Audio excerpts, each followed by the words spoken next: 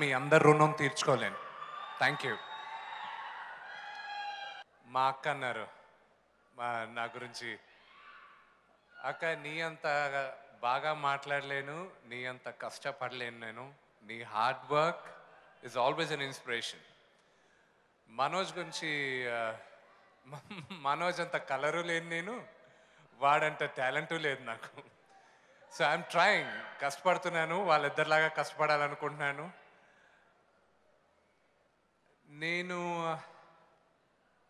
ఈ cinema first నాకు narration diamond Ratnababu గారు ఇచ్చినప్పుడు నేను చెప్పాను, చాలా బాగుంది, ఆ పాత్ర నేను చేస్తానన్నా. సో వన్స్ డైరెక్టర్ మదన్ గారు, డైమండ్ రత్నబాబు గారు అక్కడ కూర్చొని ఆ క్యారెక్టర్ చెప్పేటప్పుడు వాళ్ళు నన్ను అనుకోలేదు. ఫస్ట్ వాళ్ళ దృష్టిలో ఇంకెవరో ఉన్నారు. నేను చెప్పా, లేదు ఆ క్యారెక్టర్ నేను వేస్తాను. వాళ్ళు కాదు అనలేరు, అవును అనలేరు, ఎందుకంటే డిసిషన్ నాన్నగారి దగ్గర ఉంది. ప్లస్ ఇప్పుడు ఒక నటుడుగా నేను ఆ క్యారెక్టర్ వేస్తాను, నేను అక్కడ ఎగ్జిక్యూటివ్ ప్రొడ్యూసర్గా ఉంటూ చేస్తున్నానంటే వాళ్ళకి టెన్షనే కదా. కానీ February 9th దేవుడి ఆశీస్సులతో అన్నీ సక్రమంగా జరిగి 9th రిలీజ్ చేయాలని మేము అందరం ఆశిస్తున్నాం.